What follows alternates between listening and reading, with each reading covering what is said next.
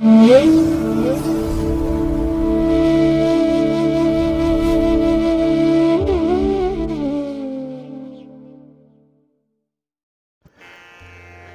ಮಹಾಗಣಪತಿಯೇ ನಮಃ. ಶ್ರೀ ಗುರುಭ್ಯೋ ನಮಃ. ಹರಿ ಓಂ. ಸಿರಿಗನ್ನಡ ಸುದ್ದಿವಾಹಿನಿಯ ಸದಭಿಮಾನದ ಸಹೃದಯ ವೀಕ್ಷಕ ಮಹಾಶಯರೇ, ತಮಗೆಲ್ಲರಿಗೂ ಕೂಡ ಸಿರಿಗನ್ನಡ ಸುದ್ದಿವಾಹಿನಿಗೆ ಸ್ವಾಗತ. ದಯಾಮಯನಾದಂಥ ಭಗವಂತನ ಅನುಗ್ರಹ ತಮ್ಮೆಲ್ಲರಿಗೆ ಪ್ರಾಪ್ತಿಯಾಗಲಿ, ತಮ್ಮೆಲ್ಲರ ಜೀವನ ಆರೋಗ್ಯದಾಯಕವಾಗಿರಲಿ, ಸಂತೃಪ್ತಿದಾಯಕವಾಗಿರಲಿ ಎಂದು ಭಗವಂತನಲ್ಲಿ ಪ್ರಾರ್ಥನೆಯನ್ನು ಮಾಡ್ತಾ ಈ ದಿನದ ವಿಶೇಷ ಕಾರ್ಯಕ್ರಮವನ್ನು ನೋಡೋಣ. ಹಾಗೆ ದ್ವಾದಶ ರಾಶಿಯವರ ಗೋಚಾರ ಫಲಗಳು ಹೇಗಿವೆ ಅನ್ನೋದನ್ನು ಕೂಡ ತಿಳಿಯೋಣ ಬನ್ನಿ. ವೀಕ್ಷಕರೇ, ಈ ದಿನ ತಮ್ಮ ಹುಟ್ಟುಹಬ್ಬವನ್ನು ಆಚರಿಸ್ಕೊಳ್ತಾ ಇರುವಂಥ ತಮಗೆಲ್ಲರಿಗೂ ಕೂಡ ಹುಟ್ಟುಹಬ್ಬದ ಶುಭಾಶಯಗಳು. ಹಾಗೆ ಈ ದಿನಾಂಕದಂದು ವಿವಾಹವಾಗಿರುವಂಥ ದಂಪತಿಗಳಿಗೂ ಕೂಡ ವಿವಾಹ ವಾರ್ಷಿಕೋತ್ಸವದ ಶುಭಾಶಯಗಳನ್ನು ಹೇಳ್ತಾ ಭಗವಂತ ತಮಗೆಲ್ಲರಿಗೂ ಕೂಡ ಸಕಲ ಸನ್ಮಂಗಳಗಳನ್ನು ಕರುಣಿಸಲಿ ಅಂತ ಹೇಳಿ ಸಿರಿಗನ್ನಡ ಸುದ್ದಿವಾಹಿನಿಯ ಪರವಾಗಿ ಪ್ರಾರ್ಥಿಸುತ್ತೇನೆ. ಪ್ರೀತಿಯ ಬಂಧುಗಳೇ, ಈ ದಿನ 2024 ಫೆಬ್ರವರಿ ತಿಂಗಳ 16ನೇ ತಾರೀಕು ಭಾರ್ಗವ ವಾಸರ ಅಂದರೆ ಶುಕ್ರವಾರ. ಈ ಶುಕ್ರವಾರದ ನಿತ್ಯ ಪಂಚಾಂಗ ಫಲ ಹೇಗಿದೆ ನೋಡೋಣ ಬನ್ನಿ. ಶ್ರೀ ಶೋಭಕೃತು ನಾಮ ಸಂವತ್ಸರೆ, ಉತ್ತರಾಯಣೆ, ಶಿಶಿರ ಋತು, ಮಾಘ ಮಾಸ, ಶುಕ್ಲ ಪಕ್ಷದ ಸಪ್ತಮಿಯ ತಿಥಿ ಈ ದಿನ ಇದೆ. ಇದು ಈ ದಿನ ಮಧ್ಯಾಹ್ನ 2:24 ಇರಲಿದೆ. ಇನ್ನು ಈ ದಿನದ ನಕ್ಷತ್ರ ಭರಣಿ ನಕ್ಷತ್ರ. ಇದು ಕೂಡ ಈ ದಿನ ಮಧ್ಯಾಹ್ನ 2:07 ಇರಲಿದೆ. ಇನ್ನು ಈ ದಿನದ ಕರ್ಣ ಪೂರ್ವ ಕರ್ಣ ವಣಿಜ. ಇದು ಈ ದಿನ ಬೆಳಿಗ್ಗೆ 8:56 ಇರಲಿದೆ. ನಂತರ ಉತ್ತರ ಕರ್ಣ ವಿಷ್ಟಿ ಅಥವಾ ಭದ್ರ ಆರಂಭ ಆಗುತ್ತೆ. ಈ ದಿನದ ಯೋಗ ಬ್ರಹ್ಮಯೋಗ, ದಿಕ್ಷೂಲೆ ಪಶ್ಚಿಮ ದಿಕ್ಕು. ಇನ್ನು ಈ ದಿನ ಸೂರ್ಯ ಇರುವಂಥ ರಾಶಿ ಕುಂಭ, ಚಂದ್ರ ಇರುವಂಥ ರಾಶಿ ಮೇಷ. ಹಾಗೆ ಈ ದಿನ ರಾಹುಕಾಲ ಇರುವಂಥ ಸಮಯ ಈ ದಿನ ಬೆಳಿಗ್ಗೆ 11:10 ಮಧ್ಯಾಹ್ನ 12:38 ಉಳಿಕ ಕಾಲ ಈ ದಿನ ಬೆಳಿಗ್ಗೆ 8:14 ಬೆಳಿಗ್ಗೆ 9:42 ಹಾಗೆ ಯಮಗಂಡ ಕಾಲ ಈ ದಿನ ಅಪರಾಹ್ನ 3:34 ಸಂಜೆ 5:02 ಇರಲಿದೆ. ಇನ್ನು ಈ ದಿನ ದುಷ್ಟ ಮುಹೂರ್ತ ಇರುವಂಥ ಸಮಯ ಈ ದಿನ ಬೆಳಿಗ್ಗೆ 9:13 ಬೆಳಿಗ್ಗೆ 9:58 ದುಷ್ಟ ಮುಹೂರ್ತದ ಸಮಯ. ಹಾಗೆ ಮಧ್ಯಾಹ್ನ 12:57 ಮಧ್ಯಾಹ್ನ 1:47 ಕೂಡ ದುಷ್ಟ ಮುಹೂರ್ತ ಇರುತ್ತೆ. ಹಾಗಾಗಿ ಈ ಸಮಯದಲ್ಲಿ ಯಾವುದೇ ಪ್ರಯಾಣವನ್ನಾಗಲಿ ಯಾವುದೇ ಶುಭ ಕಾರ್ಯಗಳನ್ನಾಗಲಿ ಆರಂಭ ಮಾಡಬೇಡಿ. ಏಕೆಂದರೆ ನೀವು ಯಾವುದೇ ಕೆಲಸ ಕಾರ್ಯಗಳನ್ನು ಈ ದುರ್ಮುಹೂರ್ತದ ಸಮಯದಲ್ಲಿ ಆರಂಭ ಮಾಡಿದರೆ ಅದರಿಂದ ಬರುವಂಥ ಫಲಿತಾಂಶಗಳು ಅಷ್ಟೊಂದು ಅನುಕೂಲಕರವಾಗಿ ಇರೋದಿಲ್ಲ. ಆದ್ದರಿಂದಲೇ ಈ ದುಷ್ಟ ಮುಹೂರ್ತವನ್ನು ಅವಾಯ್ಡ್ ಮಾಡುವಂಥದ್ದು ತುಂಬ ಉತ್ತಮ. ಇನ್ನು ಈ ದಿನ ಅಭಿಜಿತ್ ಮುಹೂರ್ತ ಇರುವಂಥ ಸಮಯ ಈ ದಿನ ಮಧ್ಯಾಹ್ನ 12:13 ಮಧ್ಯಾಹ್ನ 12:57 ಅಭಿಜಿತ್ ಮುಹೂರ್ತದ ಸಮಯ. ಇನ್ನು ಈ ದಿನ ವಿಶೇಷವಾಗಿ ಅಮೃತ ಕಾಲ ಇರುವಂಥ ಸಮಯ ಈ ದಿನ ಬೆಳಿಗ್ಗೆ 6:21 ಬೆಳಿಗ್ಗೆ 7:57 ಅಮೃತ ಕಾಲ ಇರುವಂಥ ಸಮಯ. ಇನ್ನು ಈ ದಿನ ಸೂರ್ಯೋದಯ ಆಗುವಂಥ ಸಮಯ ಪ್ರಾತಃ ಕಾಲ 6:44 ಸೂರ್ಯಾಸ್ತ ಸಂಜೆ 6:24. ಇನ್ನು ಈ ದಿನ ವಿಶೇಷವಾಗಿ ಚಂದ್ರನ ಬಲ ಇರುವಂಥ ರಾಶಿಗಳು ಅಂತ ಹೇಳಿದ್ರೆ ಮೇಷ, ಮಿಥುನ, ಕರ್ಕಾಟಕ, ತುಲಾ, ವೃಶ್ಚಿಕ ಮತ್ತು ಕುಂಭ. ಈ 6 ರಾಶಿಯವರಿಗೆ ಚಂದ್ರನಿಂದ ಶುಭ ಫಲಗಳ ಯೋಗ ಇರುತ್ತೆ. ಇನ್ನು ಉಳಿದ 6 ರಾಶಿಯವರಿಗೆ ಮಿಶ್ರ ಫಲದ ಯೋಗ ಇರುತ್ತೆ. ಅದನ್ನು ಮುಂದೆ ದ್ವಾದಶ ರಾಶಿಯವರ ಗೋಚಾರ ಫಲಗಳನ್ನು ನೋಡುವಂಥ ಸಂದರ್ಭದಲ್ಲಿ ಮತ್ತಷ್ಟು ವಿಚಾರಗಳನ್ನು ತಿಳ್ಕೊಳ್ಳೋಣ. ಇನ್ನು ಈ ದಿನದ ಹೊರದ ಅಧಿಪತಿ ಶುಕ್ರ. ಶುಕ್ರ ಅಂತ ಹೇಳಿದ್ರೆ ಪ್ರೀತಿಗೆ, ಪ್ರೇಮಕ್ಕೆ ಕಾರಕನಾಗಿರುವಂಥವನು. ಹಾಗೆ ಯಾವುದೇ ರೀತಿಯ ಮನರಂಜನೆಗಾಗಲಿ, ಸೌಂದರ್ಯಕ್ಕಾಗಲಿ, ಆಡಂಬರಕ್ಕಾಗಲಿ ಕಾರಕನಾಗಿರುವಂಥವನು ಶುಕ್ರ. ಹಾಗಾಗಿನೇ ಈ ದಿನ ವಿಶೇಷವಾಗಿ ಪ್ರೇಮಿಗಳಿಗೆ ಉತ್ತಮವಾದಂಥ ದಿನ, ಪ್ರಣಯಕ್ಕೆ ಅನುಕೂಲಕರವಾಗಿರುವಂಥ ದಿನ. ಹಾಗೆ ಮನರಂಜನೆಗೂ ಕೂಡ ಈ ದಿನ ತುಂಬ ಶುಭಕರವಾಗಿರುತ್ತೆ. ಹಾಗಾಗಿನೇ ಶುಕ್ರನಿಂದ ಒಂದು ಕಡೆ ಸಂಪತ್ತಿನ ವೃದ್ಧಿಯಾದರೆ ಮತ್ತೊಂದು ಕಡೆ ಮನಸ್ಸಿಗೆ ತುಂಬ ಆನಂದ ಸಿಕ್ಕುವಂಥ ಸಾಧ್ಯತೆಗಳು ಈ ದಿನ ಹೆಚ್ಚಾಗಿರುತ್ತೆ. ಜೊತೆಗೆ ಸಂಗೀತ, ನೃತ್ಯ, ವಿವಾಹ, ಹಾಗೆ ಮನೆ, ವಾಹನ ಇವೆಲ್ಲದಕ್ಕೂ ಕೂಡ ಕಾರಕನಾಗಿರುವಂಥವನು ಶುಕ್ರ. ಹಾಗಾಗಿ ಈ ಒಂದು ಕ್ಷೇತ್ರಗಳಲ್ಲಿ ಸಂಬಂಧಪಟ್ಟಂತಹ ಪ್ರಯತ್ನಗಳಲ್ಲಿದ್ದಂಥವ್ರಿಗೆ ಈ ದಿನ ತುಂಬ ಸಂತೋಷ ಉಂಟಾಗುತ್ತೆ, ಸುಖ ಸಿಕ್ಕತ್ತೆ, ಸೌಕರ್ಯಗಳು ಬಹಳ ಚೆನ್ನಾಗಿರುತ್ತೆ. ಹಾಗೆ ಈ ದಿನ ಇರುವಂಥ ಗುರುಹೋರದ ಸಮಯ ಅಂತ ಹೇಳಿದ್ರೆ ಬೆಳಿಗ್ಗೆ 10:37 ಬೆಳಿಗ್ಗೆ 11:35 ಇನ್ನು ಸಂಜೆ 5:24 ಸಂಜೆ 6:23 ಹಾಗೆ ರಾತ್ರಿ 12:33 ರಾತ್ರಿ 1:35 ಗುರುಹೋರ ಇರುವಂಥ ಸಮಯ. ಇನ್ನು ಈ ದಿನ ಇರುವಂಥ ಶನಿ ಹೊರ ಬಹಳ ಚೆನ್ನಾಗಿದೆ, ಹೈಲಿ ಫೇವರಬಲ್ ಆಗಿರುವಂಥದ್ದು. ಅದರಲ್ಲೂ ಕಬ್ಬಿಣ ಮತ್ತು ಕಲ್ಲಿನ ವ್ಯಾಪಾರಿಗಳಿಗೆ ವ್ಯಾಪಾರ ಚೆನ್ನಾಗಾಗುತ್ತೆ, ಸ್ಥಿರವಾಗಿರುವಂಥ ಪ್ರಗತಿ ನಿಮಗೆ ಈ ದಿನ ಲಭ್ಯವಾಗುತ್ತೆ. ಹಾಗೆ ಈ ಜುಡಿಷಿಯರಿ ಡಿಪಾರ್ಟ್ಮೆಂಟಲ್ಲಿ ಇರುವಂಥವ್ರು ಅಂದರೆ ನ್ಯಾಯಾಲಯ ಇಲಾಖೆ, ನ್ಯಾಯಾಂಗ ಇಲಾಖೆ ಇಲ್ಲಿ ಇರೋವಂಥವ್ರಿಗೂ ಕೂಡ ಕರ್ತವ್ಯ ನಿರ್ವಹಿಸ್ತಾ ಇರಲಿ ಅಥವಾ ಯಾವುದೇ ರೀತಿಯ ತಂಟೆ ತಕರಾರುಗಳಿದ್ದರೂ ಕೂಡ ಆ ಒಂದು ಪ್ರಕರಣಗಳಲ್ಲಿ ಕೂಡ ಫಲಿತಾಂಶಗಳು ನಿಮ್ಮ ಪರವಾಗಿ ಬರುತ್ತೆ. ಹಾಗಾಗಿನೇ ಈ ದಿನ ಇರುವಂಥ ಶನಿ ಹೊರವನ್ನು ಅನುಸರಣೆ ಮಾಡ್ಬೋದು. ಇದು ಈ ದಿನ ಬೆಳಿಗ್ಗೆ 9:38 ಬೆಳಿಗ್ಗೆ 10:37 ಹಾಗೆ ಅಪರಾಹ್ನ 4:26 5:24 ಇನ್ನು ರಾತ್ರಿ 11:31 ರಾತ್ರಿ 12:33 ಶನಿ ಹೊರ ಇರುವಂಥ ಸಮಯ. ಇದನ್ನು ನೀವು ಅನುಸರಣೆ ಮಾಡ್ಬೋದು. ಅದೇ ರೀತಿ ಈ ದಿನ ಇರುವಂಥ ಚಂದ್ರ ಹೊರ ಕೂಡ ಬಹಳ ಚೆನ್ನಾಗಿದೆ. ಅದರಲ್ಲೂ ಈ ದ್ರವ ಪದಾರ್ಥಗಳನ್ನು ವ್ಯವಹಾರ ಮಾಡುವಂಥವ್ರು, ಹಾಲು, ನೀರು, ಎಣ್ಣೆ, ಪೆಟ್ರೋಲ್, ಕೆಮಿಕಲ್ಸ್ ಇತ್ಯಾದಿ ದ್ರವ ಪದಾರ್ಥಗಳನ್ನು ಮಾರಾಟ ಮಾಡುವಂಥವರಾಗಲಿ ಅಥವಾ ಖರೀದಿ ಮಾಡುವಂಥವರಾಗಲಿ ಹೆಚ್ಚಿನ ಲಾಭವನ್ನು ಪಡ್ಕೊಳ್ತಾರೆ ಈ ಚಂದ್ರ ಹೊರದಲ್ಲಿ ನಿಮ್ಮ ಈ ವ್ಯಾಪಾರಿ ಚಟುವಟಿಕೆಗಳನ್ನು ಆರಂಭ ಮಾಡಿದ್ರೆ. ಹಾಗಾಗಿ ಈ ದಿನ ಚಂದ್ರಹೊರ ಇರುವಂಥ ಸಮಯ ಬೆಳಿಗ್ಗೆ 8:40 ಬೆಳಿಗ್ಗೆ 9:38 ಇನ್ನು ಅಪರಾಹ್ನ 3:28 ಅಪರಾಹ್ನ 4:26 ಹಾಗೆ ರಾತ್ರಿ 10:30 ರಾತ್ರಿ 11:31 ಚಂದ್ರಹೊರ ಇರುವಂಥ ಸಮಯ. ಇದನ್ನು ನೀವು ಅನುಸರಣೆ ಮಾಡಬಹುದು, ಒಳ್ಳೆಯದಾಗತ್ತೆ. ಆದರೆ ಈ ದಿನ ಇರುವಂಥ ರವಿ ಹೊರ ಮಾತ್ರ ಚೆನ್ನಾಗಿಲ್ಲ, ಅನ್ಫೇವರಬಲ್ ಆಗಿರುವಂಥದ್ದು. ಅದರಲ್ಲೂ ರಾಜಕಾರಣಿಗಳು ತುಂಬ ಎಚ್ಚರಿಕೆಯಿಂದ ಇರಬೇಕಾದಂತಹ ಸಮಯ ಅಂತ ಹೇಳಿದ್ರೆ ಈ ದಿನ ಇರುವಂಥ ರವಿ ಹೊರದ ಸಮಯದಲ್ಲಿ. ಹಾಗೆ ಯಾರಿಗಾದರೂ ಭರವಸೆಗಳನ್ನು ಕೊಡುವಂಥದ್ದಾಗಲಿ, ಯಾರಿಗಾದರೂ ಯಾವುದೇ ಒಂದು ಆಶ್ವಾಸನೆಯನ್ನು ಕೊಡುವಂಥ ವಿಚಾರಗಳೇನಾದರೂ ಇದ್ದರೆ ಅದನ್ನು ಈ ದಿನ ರವಿ ಹೊರದಲ್ಲಿ ಮಾಡಬೇಡಿ, ಅದು ಈಡೇರಲ್ಲ. ಹಾಗೆ ಸರ್ಕಾರದ ಮಟ್ಟದಲ್ಲಿ ಆಗಬೇಕಾಗಿರುವಂತಹ ಕೆಲಸ ಕಾರ್ಯಗಳ ಒಂದು ಪ್ರಗತಿಗಾಗಿಯೂ ಕೂಡ ನೀವು ಯಾವುದೇ ಪ್ರಯತ್ನವನ್ನು ರವಿ ಹೊರದಲ್ಲಿ ಮಾಡಬೇಡಿ. ಹಾಗೆ ಸರ್ಕಾರದ ನೌಕರರಿಗೆ, ಉದ್ಯೋಗಿಗಳಿಗೂ ಕೂಡ ಈ ರವಿ ಹೊರ ಅಷ್ಟೊಂದು ಅನುಕೂಲವನ್ನು ತರ್ತಾ ಇಲ್ಲ, ಸ್ವಲ್ಪ ಎಚ್ಚರಿಕೆಯಿಂದ ಇರಿ. ಹಾಗಾಗಿ ಈ ದಿನ ರವಿ ಹೊರ ಇರುವಂಥ ಸಮಯ ಬೆಳಿಗ್ಗೆ 5:42 ಬೆಳಿಗ್ಗೆ 6:44 ಇನ್ನು ಮಧ್ಯಾಹ್ನ 12:33 ಮಧ್ಯಾಹ್ನ 1:31 ಹಾಗೆ ರಾತ್ರಿ 7:24 ರಾತ್ರಿ 8:26 ರವಿ ಹೊರ ಇರುವಂಥ ಸಮಯ. ಇದನ್ನು ಸ್ವಲ್ಪ ಅವಾಯ್ಡ್ ಮಾಡಿ, ಒಳ್ಳೆಯದಾಗುತ್ತೆ. ಹಾಗಾಗಿ ಬಂಧುಗಳೇ, ನಿಮ್ಮ ಕೆಲಸ ಕಾರ್ಯಗಳನ್ನು ಒಳ್ಳೆಯ ಮುಹೂರ್ತದಲ್ಲಿ ಆರಂಭ ಮಾಡಿ, ಒಳ್ಳೆಯ ಹೊರ ಯಾವುದು ಅಂತ ತಿಳ್ಕೊಂಡು ಅದಕ್ಕೆ ಅನುಗುಣವಾದಂಥ ಕೆಲಸಗಳನ್ನು ನೀವು ಮುಂದುವರಿಸಿ, ಇಲ್ಲಾಂದರೆ ತಟಸ್ಥಗೊಳಿಸಬೇಕಾಗತ್ತೆ. ಅದಕ್ಕಾಗಿಯೇ ಸಿರಿಗನ್ನಡ ಸುದ್ದಿವಾಹಿನಿ ಪ್ರತಿನಿತ್ಯ ಪ್ರಸಾರ ಮಾಡುವಂಥ ಈ ಪಂಚಾಂಗದ ವಿವರಗಳನ್ನು ಕೇಳಿಸ್ಕೊಳ್ತಾ ಇರಿ. ಇದರಲ್ಲಿ ನಿಮಗೆ ಬೇಕಾದಂತಹ ಮಾಹಿತಿಗಳು ಸಿಕ್ಕತ್ತೆ. ಅದನ್ನು ಅನುಸರಣೆ ಮಾಡೋದ್ರಿಂದ ಖಂಡಿತ ಒಳ್ಳೆಯ ಫಲ ನಿಮಗೆ ಸಿಕ್ಕತ್ತೆ. ನಿಮ್ಮ ಪ್ರಯತ್ನಕ್ಕೆ ಅನುಗುಣವಾದಂಥ ಫಲವನ್ನು ಪಡ್ಕೊಳ್ಳುವಂಥ ಸಂದರ್ಭ ಇದು. ಹಾಗಾಗಿನೇ ಈ ದಿನ ವಿಶೇಷವಾಗಿ ನಿಮ್ಮ ಕೆಲಸ ಕಾರ್ಯಗಳನ್ನು ಧನಾತ್ಮಕವಾಗಿ ಆರಂಭ ಮಾಡಿ ಧನಾತ್ಮಕವಾದಂತಹ ಫಲಿತಾಂಶಗಳನ್ನು ಪಡ್ಕೊಳ್ತೀರಿ. ಅದರಲ್ಲೂ ಈ ದಿನ ಬಹಳ ವಿಶೇಷವಾಗಿರುವಂಥ ದಿನ, ರಥಸಪ್ತಮಿ ಇರುವಂಥ ದಿನ. ಏಕೆಂದರೆ ಸಪ್ತಮಿ ತಿಥಿ ಇದೆ. ಇದು ಮಾಘ ಮಾಸದ ಶುಕ್ಲ ಪಕ್ಷದ ಸಪ್ತಮಿಯ ತಿಥಿ ಇರುವಂಥ ದಿನ. ಇದು ವಿಶೇಷವಾಗಿ ರಥಸಪ್ತಮಿಯನ್ನು ಆಚರಣೆ ಮಾಡುವಂಥದ್ದು.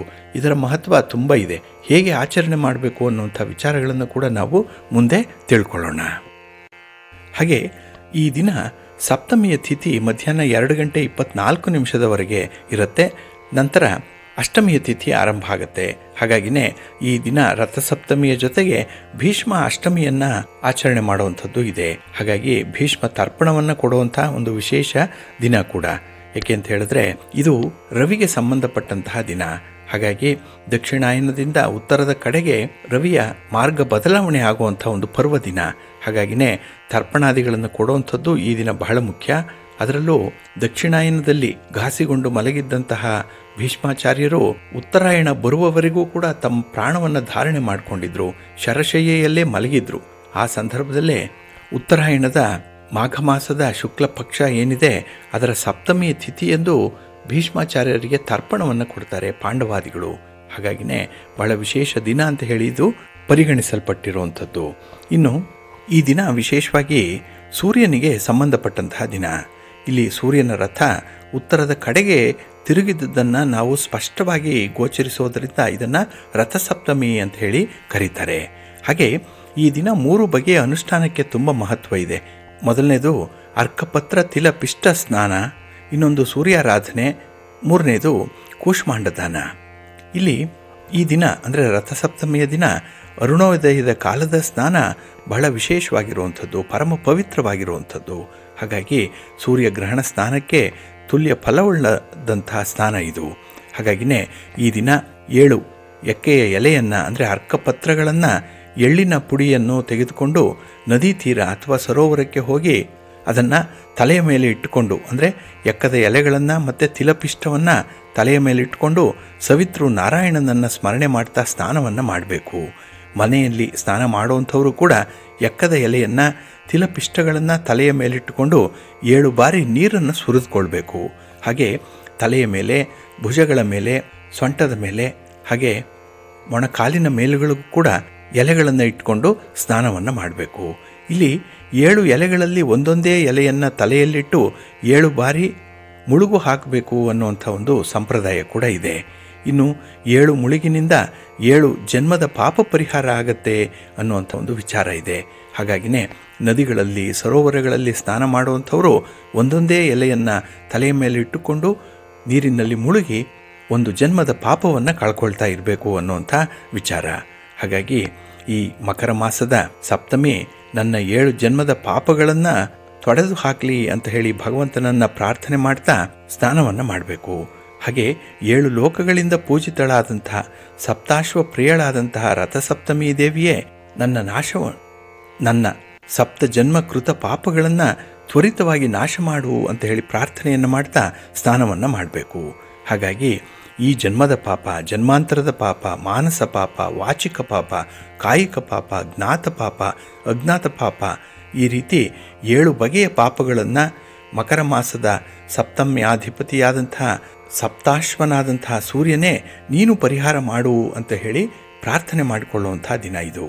ಹಾಗೆ ಈ 7 ಬಗೆಯ ಪಾಪದಿಂದ ಬರಬಹುದಾದಂತಹ 7 ವ್ಯಾಧಿಗಳಿಂದಲೂ ಕೂಡ ನಮ್ಮನ್ನು ಮುಕ್ತಿಗೊಳಿಸು ಅಂತ ಹೇಳಿ ಪ್ರಾರ್ಥನೆಯನ್ನು ಮಾಡಿಕೊಳ್ಬೇಕು. ಹಾಗಾಗಿನೇ ಆರೋಗ್ಯ ದೇವನನ್ನು ಈ ಸಂದರ್ಭದಲ್ಲಿ ಪ್ರಾರ್ಥನೆ ಮಾಡಿಕೊಳ್ಳುವಂಥದ್ದು ಕೂಡ ಇದೆ. ಇನ್ನು ಈ ಸೂರ್ಯ 7 ಕುದುರೆಗಳನ್ನು ಕಟ್ಟಿದಂಥ ರಥವನ್ನು ಏರ್ತಾನೆ ಅನ್ನುವಂಥದ್ದು ಇದೆ. ಹಾಗಾಗಿನೇ ಸೂರ್ಯನನ್ನು ಒಲಿಸ್ಕೊಳ್ಳಿಕ್ಕಾಗಿ, ಸೂರ್ಯನ ಅನುಗ್ರಹಕ್ಕಾಗಿ ಎಕ್ಕೆಯ ಎಲೆಗಳನ್ನು ಧರಿಸಿಕೊಂಡು ಸಪ್ತಮಿಯ ಸ್ನಾನವನ್ನು ಮಾಡ್ತಾ ಇರಬೇಕು ಅನ್ನುವಂಥ ಒಂದು ಉಲ್ಲೇಖ ಇದೆ. ಹಾಗೆ ಪ್ರತಿ ಸ್ನಾನದ ಸಂದರ್ಭದಲ್ಲೂ ಕೂಡ ಸೂರ್ಯನಿಗೆ ಒಂದೊಂದು ಅರ್ಘ್ಯವನ್ನು ಕೊಡಬೇಕು ಅನ್ನುವಂಥದ್ದು ಇದೆ. ಹಾಗಾಗಿ 7 ಬಾರಿ ಮುಳುಗು ಹಾಕಿದಾಗ ಪ್ರತಿ ಮುಳುಗಿನ ಸಂದರ್ಭದಲ್ಲೂ ಕೂಡ ಸೂರ್ಯನಿಗೆ ಅರ್ಘ್ಯವನ್ನು ಕೊಡ್ತಾ ಇರಬೇಕು. ಹೀಗೆ ಬೊಗಸೆಯ ನೀರನ್ನು ಪೂರ್ವಾಭಿಮುಖವಾಗಿ ಬಿಡುವಂಥದ್ದೇ ಸೂರ್ಯನ ಅರ್ಘ್ಯ. ಆದರೆ ಸೂರ್ಯ ಮಂತ್ರ ಸ್ತೋತ್ರವನ್ನು ಹೇಳಿಕೊಂಡು ಇದನ್ನು ಮಾಡಬೇಕು ಅನ್ನುವಂಥ ವಿಚಾರ ನಮ್ಮ ಧರ್ಮಶಾಸ್ತ್ರದಲ್ಲಿ ಉಲ್ಲೇಖಿತವಾಗಿರುವಂಥದ್ದು. ಹಾಗಾಗಿನೇ ಸೂರ್ಯನಾರಾಯಣ ಸ್ವಾಮಿಯ ಆರಾಧನೆ ಈ ದಿನ ಬಹಳ ವಿಶೇಷವಾಗಿ ನಡೆಯುವಂಥದ್ದು. ಇಲ್ಲಿ ಈ ರಥಸಪ್ತಮಿಯ ದಿನವನ್ನು ಭಗವಾನ್ ಸೂರ್ಯದೇವನ ಜನ್ಮದಿನ ಅಂತ ಹೇಳಿ ಕೂಡ ಕರೀತಾರೆ. ಆದ್ದರಿಂದಲೇ ಶ್ರದ್ಧಾ ಭಕ್ತಿಯಿಂದ ಸೂರ್ಯನನ್ನು ಆರಾಧನೆ ಮಾಡಿ ಪೂಜಿಸುವಂಥ ಒಂದು ವಿಶೇಷ ದಿನ. ಇಲ್ಲಿ ವೈವತ್ಸರ ಮನ್ವಂತರದ ಆರಂಭದ ದಿನ ಇದು. ಹಾಗಾಗಿ ಸೂರ್ಯದೇವ ಉತ್ತರಾಯಣನಾಗಿ 7 ಕುದುರೆಗಳಿಂದ ಕೂಡಿದಂಥ ರಥವನ್ನೇರಿ ಉತ್ತರ ದಿಕ್ಕಿಗೆ ಪ್ರಯಾಣವನ್ನು ಮಾಡ್ತಾನೆ. ಹಾಗಾಗಿ ಈ ಪರಮ ಪವಿತ್ರವಾದಂಥ ರಥಸಪ್ತಮಿಯ ದಿನ ಸೂರ್ಯದೇವನ ಉದಯಕ್ಕೆ ಸರಿಯಾಗಿ ಸಮುದ್ರ ಸ್ನಾನವನ್ನು ಮಾಡಬೇಕು. ಇಲ್ಲ ಪವಿತ್ರವಾದ ಸರೋವರಗಳಲ್ಲಿ, ನದಿಗಳಲ್ಲಿ ಸ್ನಾನವನ್ನು ಮಾಡಿದ್ರೆ ವಿಶೇಷ ಪುಣ್ಯ ಲಭಿಸುತ್ತೆ. ಇನ್ನು ರಥಸಪ್ತಮಿಯ ದಿನ ಸೂರ್ಯದೇವನಿಗೆ ಅರ್ಘ್ಯವನ್ನು ನೀಡಿದರೆ ನಾವು ತಿಳಿಯದೆ ಅಥವಾ ತಿಳಿದು ಮಾಡಿರುವಂಥ ಪಾಪಗಳೇನಿದೆ ಅವೆಲ್ಲವೂ ಕೂಡ ನಾಶ ಆಗಿ ಪುಣ್ಯ ಪ್ರಾಪ್ತಿಯಾಗತ್ತೆ ಅನ್ನುವಂಥ ಒಂದು ನಂಬಿಕೆ ಇದೆ. ಹಾಗಾಗಿ ಈ ರಥಸಪ್ತಮಿಯ ದಿನದಂದು ನೀಡುವಂಥ ಅರ್ಘ್ಯಕ್ಕೆ ವಿಶಿಷ್ಟವಾದ ಮಹತ್ವ ಇದೆ ಅನ್ನುವಂಥದ್ದು ನಮಗೆ ಪುರಾಣಗಳಿಂದ ತಿಳಿದು ಬರುತ್ತೆ. ಹಾಗಾಗಿ ಈ ಮಾಘ ಮಾಸದ ಸೂರ್ಯೋದಯದ ಸ್ನಾನ ಏನಿದೆ ಅದು ಮಾನವನ ಜನ್ಮ ಸಾರ್ಥಕಗೊಳಿಸತ್ತೆ. ಹಾಗಾಗಿನೇ ಈ ರಥಸಪ್ತಮಿಯ ದಿನ ಸಮುದ್ರದಲ್ಲಿ, ನದಿಯಲ್ಲಿ ಸ್ನಾನವನ್ನು ಮಾಡಬೇಕು ಅನ್ನೋವಂಥದ್ದನ್ನು ಹಿರಿಯರು ಅನುಸರಣೆ ಮಾಡ್ತಾ ಇರುವಂಥ ಒಂದು ವಿಚಾರ. ಇಲ್ಲಿ ರಥಸಪ್ತಮಿಗೆ ಒಂದು ಪೌರಾಣಿಕ ಹಿನ್ನೆಲೆ ಕೂಡ ಇದೆ. ಭಗವಾನ್ ಶ್ರೀಕೃಷ್ಣ ಪಾಂಡವರಿಗೆ ಒಂದು ಸ್ವಾರಸ್ಯಕರವಾದ ಘಟನೆಯನ್ನು ತಿಳಿಸ್ಲಿಕ್ಕೆ ಮುಂದಾಗ್ತಾನೆ. ಅದೇನಪ್ಪ ಅಂತ ಹೇಳಿದ್ರೆ, ಯಶೋವರ್ಮ ಅನ್ನುವಂಥ ಒಬ್ಬ ಮಹಾರಾಜನ ಪುತ್ರ ಜನ್ಮತಃ ರೋಗದಿಂದ ಬಳಲ್ತಾ ಇದ್ದ. ಒಮ್ಮೆ ಆತನ ಆಸ್ಥಾನಕ್ಕೆ ಋಷಿ ಮುನಿಗಳ ತಂಡವೇ ಬರುತ್ತೆ. ಅವರನ್ನು ಯಶೋವರ್ಮ ವಿಶೇಷವಾಗಿ ಸತ್ಕರಿಸಿ ಅವರ ಅನುಗ್ರಹವನ್ನು ಪಡೆಯುವಂಥ ಸಂದರ್ಭದಲ್ಲಿ ತನ್ನ ಮಗನ ವಿಚಾರವನ್ನು ತಿಳಿಸ್ತಾನೆ. ಮಗನಿಗೆ ಬಂದಂಥ ಈ ರೋಗದ ಬಗ್ಗೆ ಕೂಡ ತಿಳಿಸ್ತಾನೆ. ಆಗ ಋಷಿ ಶ್ರೇಷ್ಠರು ತಿಳಿಸ್ತಾರೆ, ಇದೇ ರಥಸಪ್ತಮಿಯ ದಿನ 7 ಎಕ್ಕದ ಎಲೆಗಳನ್ನು ತೆಗೆದುಕೊಂಡು ಪುಣ್ಯಪ್ರದವಾದಂತಹ ಸರೋವರದಲ್ಲಿ ಒಂದೊಂದು ಎಲೆಯನ್ನು ತಲೆಯ ಮೇಲೆ ಇಟ್ಟುಕೊಂಡು 7 ಬಾರಿ ಮುಳುಗೇಳುತ್ತಾ ಸೂರ್ಯದೇವನ ಸ್ತೋತ್ರವನ್ನು ಪಠಣ ಮಾಡುತ್ತಾ ಸ್ನಾನವನ್ನು ಮಾಡಬೇಕು.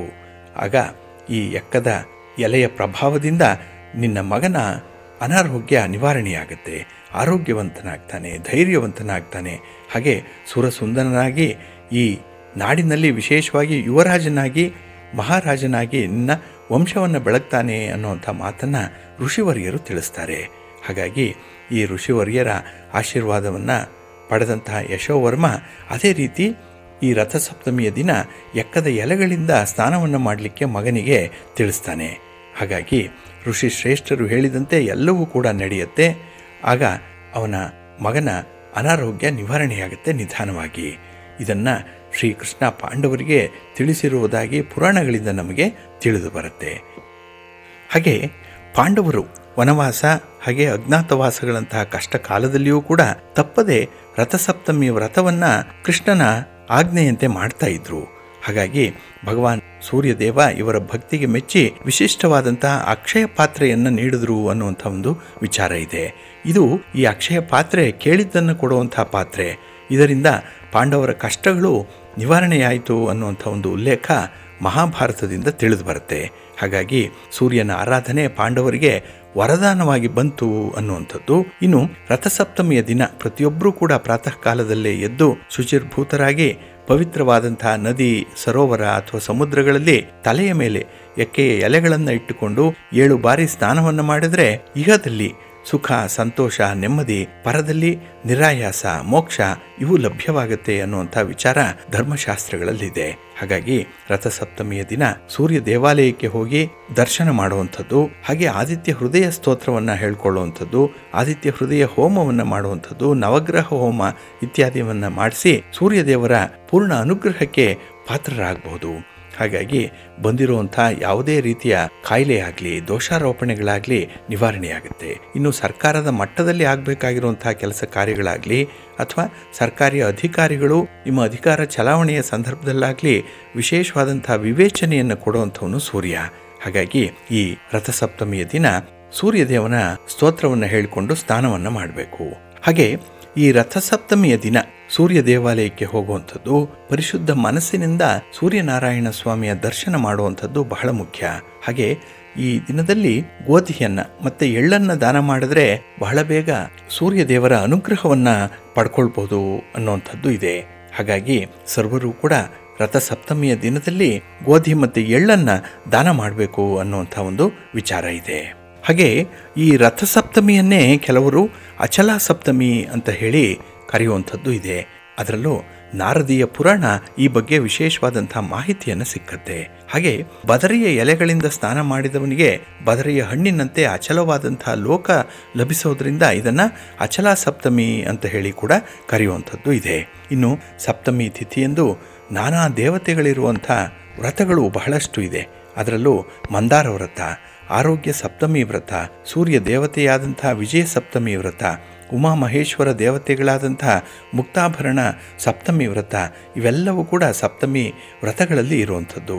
ಈ ವ್ರತಗಳಲ್ಲಿ ವಿಶೇಷವಾಗಿ ಆಯಾ ದೇವತೆಗಳನ್ನು ಆರಾಧನೆ ಮಾಡುವಂಥದ್ದು ಕೂಡ ಇದೆ.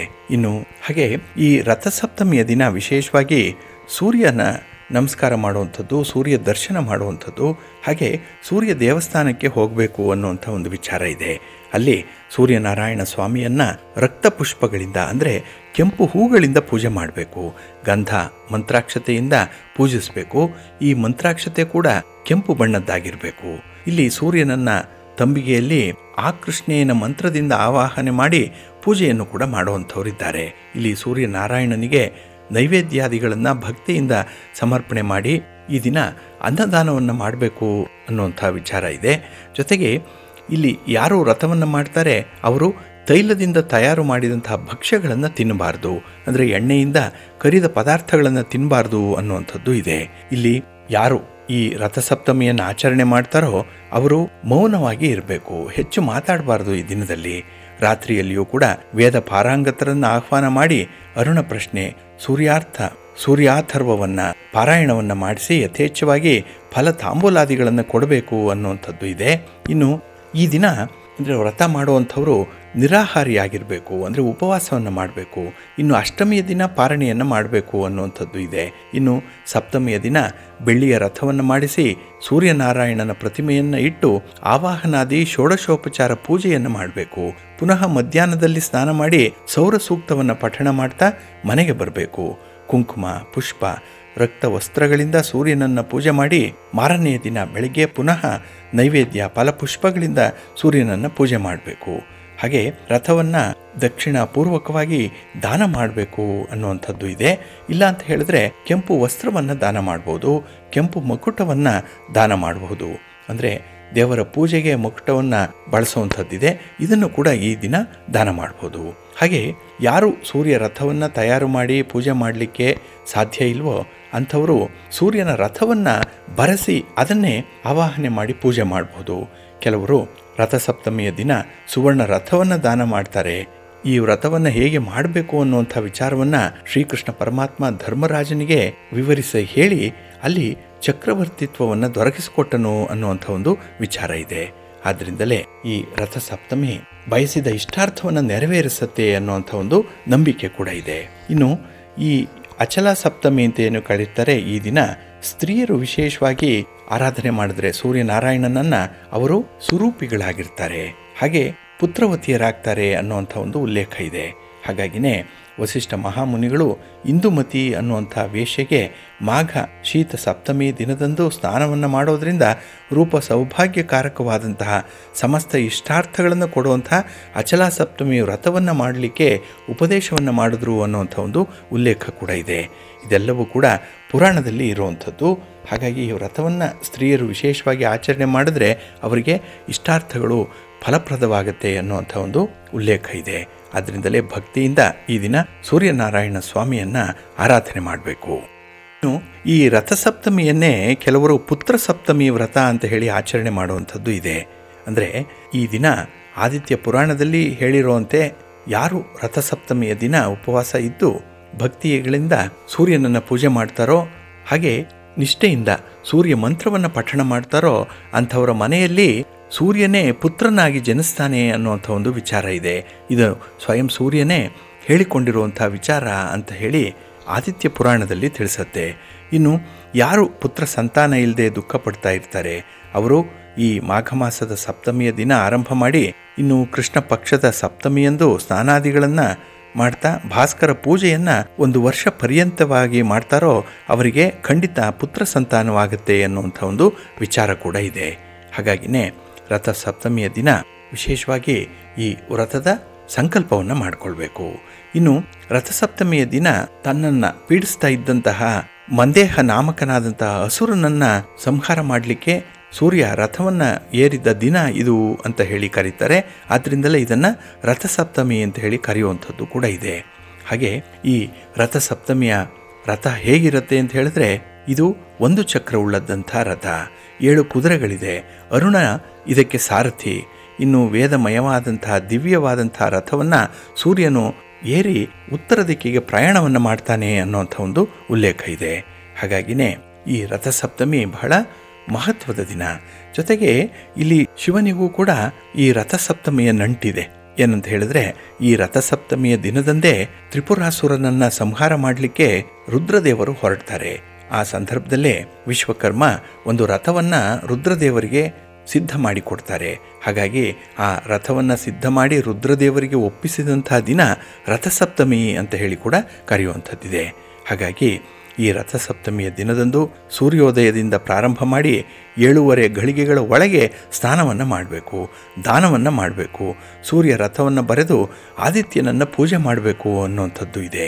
ಹಾಗಾಗಿ ಮತ್ಸ್ಯ ಪುರಾಣ ಹೇಳೋ ಪ್ರಕಾರ ಇಲ್ಲಿ ಮಾಘ ಮಾಸದ ಸಪ್ತಮಿ ಏನಾದರೂ ಭಾನುವಾರ ಆಗಿಬಿಟ್ಟಿದ್ರೆ ಅಲ್ಲಿ ವಿಜಯ ಅನ್ನುವಂಥ ಯೋಗ ಉಂಟಾಗುತ್ತೆ. ಈ ದಿನ ಮಾಡಿದಂತಹ ದಾನ ಮಹಾಫಲವನ್ನು ನೀಡುತ್ತೆ ಅನ್ನುವಂಥ ಒಂದು ಉಲ್ಲೇಖ ಇದೆ. ಹಾಗೆ ಈ ಮಾಘ ಮಾಸದ ಶುಕ್ಲ ಸಪ್ತಮಿಯ ದಿನ ಹಸ್ತ ನಕ್ಷತ್ರ ಏನಾದರೂ ಸೇರಿದರೆ ಅದನ್ನು ಭದ್ರಾ ಸಪ್ತಮಿ ಯೋಗ ಅಂತ ಹೇಳಿ ಕರೀತಾರೆ. ಇಂದು ಭಗವಂತನಿಗೆ ತುಪ್ಪದಿಂದ ಅಭಿಷೇಕವನ್ನು ಮಾಡಿಸಿದ್ರೆ ಸಮಸ್ತ ಪಾಪಗಳು ನಾಶವಾಗುತ್ತೆ ಅನ್ನುವಂಥ ಒಂದು ಉಲ್ಲೇಖ ಇದೆ.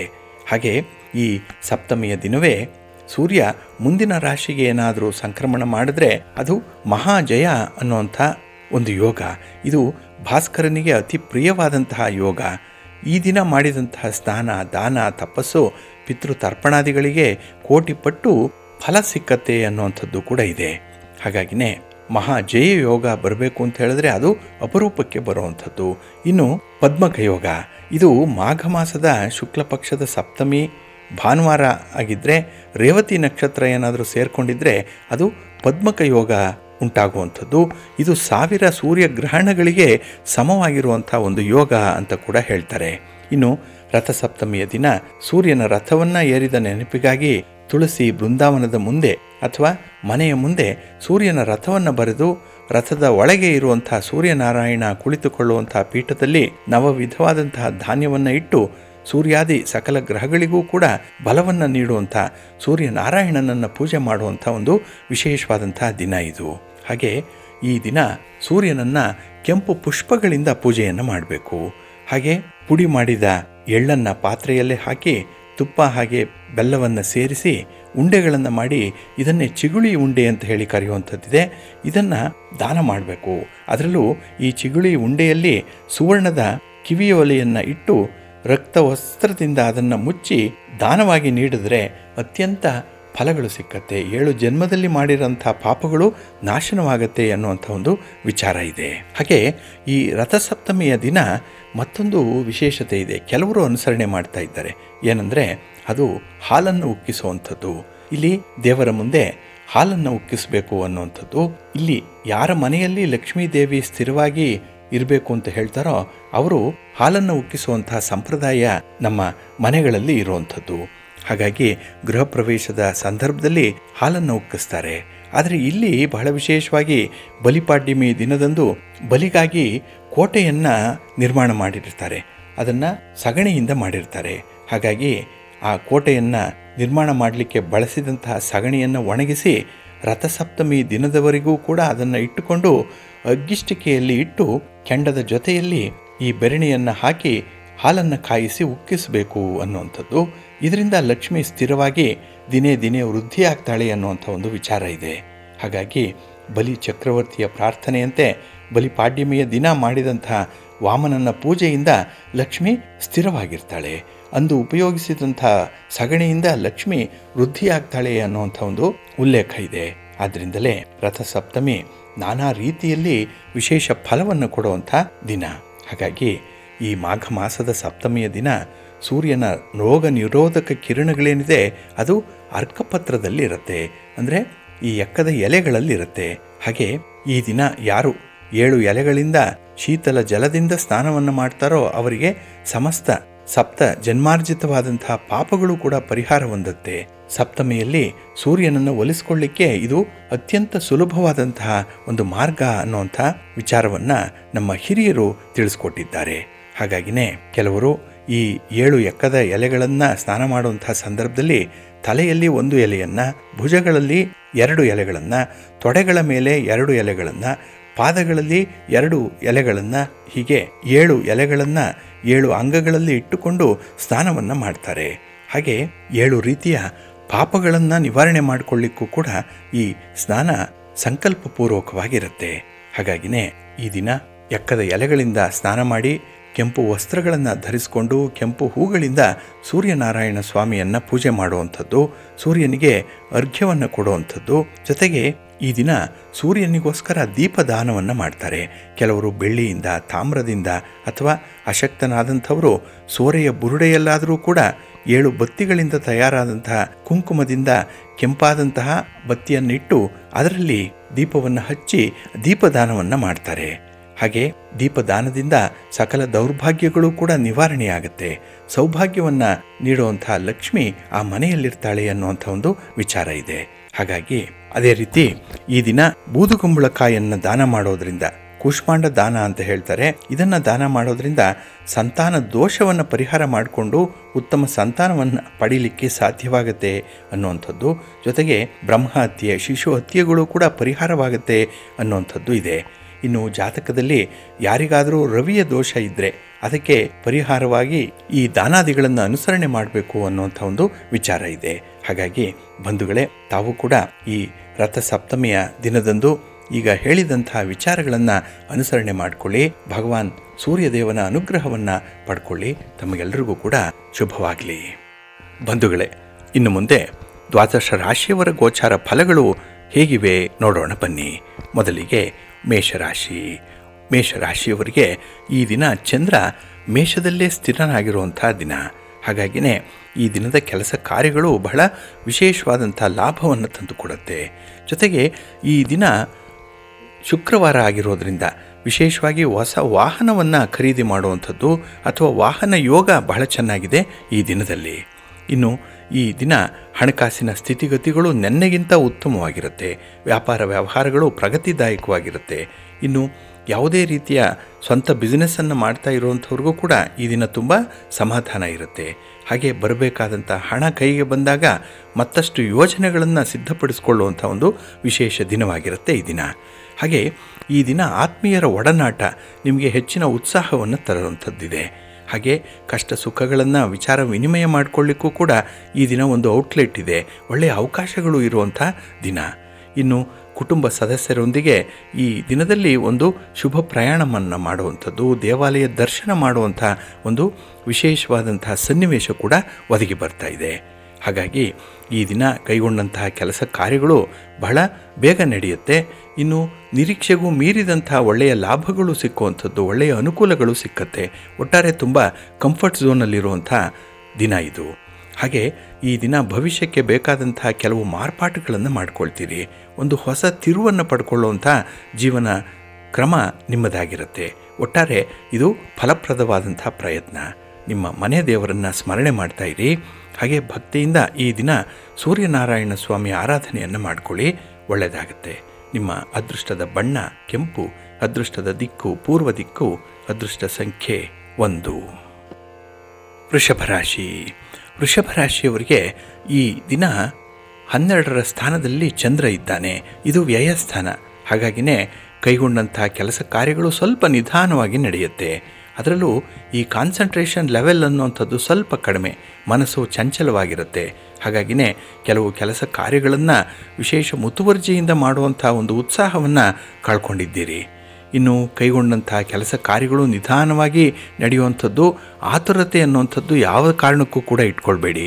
ಇನ್ನು ವ್ಯಾಪಾರದಲ್ಲಿ, ಉದ್ಯೋಗದಲ್ಲಿ ಸಣ್ಣ ಪುಟ್ಟ ಸಮಸ್ಯೆಗಳು ಬರುವಂಥ ಸಾಧ್ಯತೆಗಳಿರುತ್ತೆ. ಹಾಗಾಗಿ ಈ ವಿವಾದಗಳನ್ನು ಪರಿಹಾರ ಮಾಡಿಕೊಳ್ಳಿಕ್ಕೆ ಈ ದಿನ ತುಂಬ ಶ್ರಮ ಪಡಬೇಕು. ಯಾವುದೇ ವಿಚಾರವಾದರೂ ಕೂಡ ನೀವು ಪ್ರಯತ್ನ ಇಲ್ಲದೆ ಫಲ ಇಲ್ಲ, ಹಾಗೆ ಈ ಸ್ಪರ್ಧೆ ಇಲ್ಲದೆ ಜಯ ಕೂಡ ಇಲ್ಲ. ಹಾಗಾಗಿ ಒಂದು ಕಾಂಪಿಟೇಷನ್ ಅನ್ನುವಂಥದ್ದು ನಿರಂತರವಾಗಿ ಇದ್ದೇ ಇರುತ್ತೆ. ಅದರಲ್ಲೂ ಈ ಹಣಕಾಸಿನ ವಿಚಾರದಲ್ಲಿ ಸ್ವಲ್ಪ ಜಾಗ್ರತೆ ಇರಬೇಕು. ಖರ್ಚು ವೆಚ್ಚಗಳ ಬಗ್ಗೆ ಸ್ವಲ್ಪ ಗಮನ ಕೊಡಬೇಕಾಗತ್ತೆ. ಅದರಲ್ಲೂ ಈ ದಿನ ಮಕ್ಕಳ ಆರೋಗ್ಯದ ವಿಚಾರ ನಿಮಗೆ ಸ್ವಲ್ಪ ಘಾಸಿಯಾಗುವಂಥದ್ದು, ಎಲ್ಲೋ ಒಂದು ಕಡೆ ಬೇಸರವನ್ನು ಕೂಡ ತರಿಸುವಂಥದ್ದು ಆಗುತ್ತೆ. ಹಾಗಾಗಿ ಈ ದಿನ ಒತ್ತಡದ ನಡುವೆಯೇ ನಿಮ್ಮ ಕುಟುಂಬದ ನಿರ್ವಹಣೆಯನ್ನು ಮಾಡಬೇಕಾಗತ್ತೆ. ಇದು ಅನಿವಾರ್ಯ, ವಿಧಿ ಇಲ್ಲ. ಆದರೆ ಇವತ್ತು ಇದ್ದಂತಹ ದಿನ ನಾಳೆ ಇರಲ್ಲ. ಹಾಗಾಗಿ ನಿರಂತರ ಬದಲಾವಣೆ ಆಗುವಂಥದ್ದು.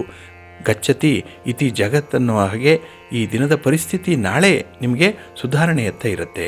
ಹಾಗಾಗಿ ಭರವಸೆಯಿಂದ ಆಶಾವಾದಿಯಾಗಿ ಈ ದಿನ ನೀವು ನಿಮ್ಮ ಕೆಲಸಗಳನ್ನು ನಿರ್ವಹಣೆ ಮಾಡಿಕೊಳ್ಳಿ, ಒಳ್ಳೆಯದಾಗುತ್ತೆ. ಯಾವುದೇ ಸಂದರ್ಭದಲ್ಲೂ ಕೂಡ ಈ ಹೊಂದಾಣಿಕೆಯ ವಿಚಾರವನ್ನು ಮಾತ್ರ ಮರಿಬೇಡಿ. ನಿಮ್ಮ ಮನೆ ದೇವರನ್ನು ಸ್ಮರಣೆ ಮಾಡ್ತಾ ಇರಿ.